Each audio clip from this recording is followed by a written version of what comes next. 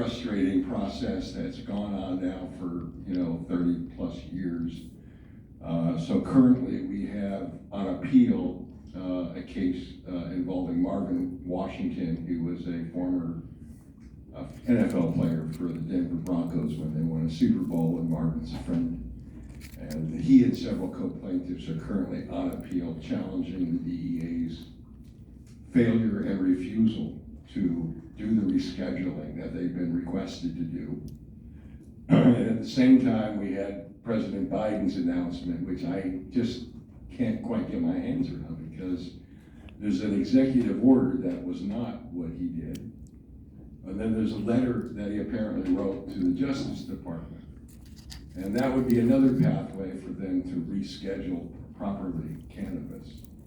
But that letter doesn't seem to have any legal significance, as I understand it. And even though I've worked in DC for a couple of years, but I'm not sure where that's going to get us. I mean, I hope that at least he would say, I want a firm date for you to respond to the question of whether or not cannabis has medical efficacy and therefore cannot be included as Schedule 1. And that's exactly what your question is going. Because we all know that in December of 2020, the United States, through its State Department, and the narcotics, considering the 1961 convention, that our government voted in favor of rescheduling THC from their most restrictive Schedule 4 to their least restrictive Schedule 1, the opposite of ours, and deschedule completely CBD, which is Schedule 5 in our current scheduling. So it just doesn't make any sense. Whether we'll get there one way or the other, the MORE Act that the House has already passed will get us there to descheduling. The Senate side has similar legislation that would get us there to descheduling. And I think for my personal position, it's got to be descheduling. Cannabis is a gentle and safe plant medicine that is consumed in its raw form in a non-psychoactive manner anyways.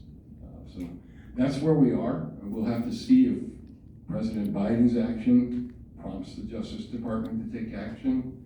And we'll have to see whether these other appeals that are pending get decided.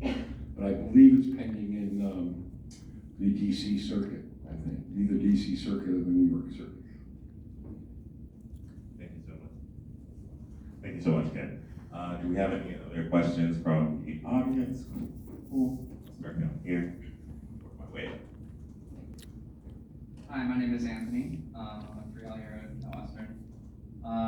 My question is for Whitney, Shane, and Israel.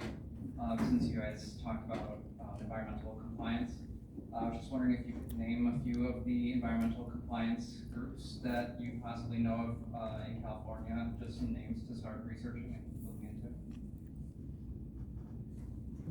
So the biggest law that I deal with is the California Environmental Quality Act.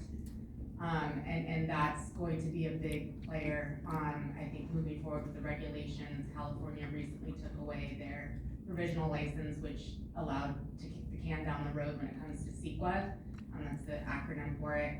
So I would say start with CEQA, and then you've got the Department of Water. I would say start with CEQA. That's really where it's gonna really, the rubber's gonna hit the road.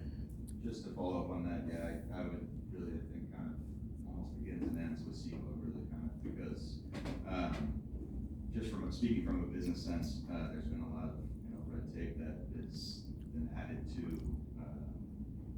somewhat unnecessarily, you could argue, to a few different aspects of the cannabis industry.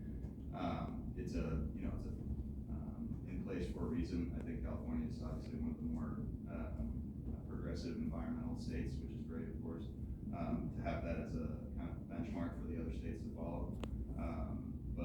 Yeah, as far as California cannabis, CEQA is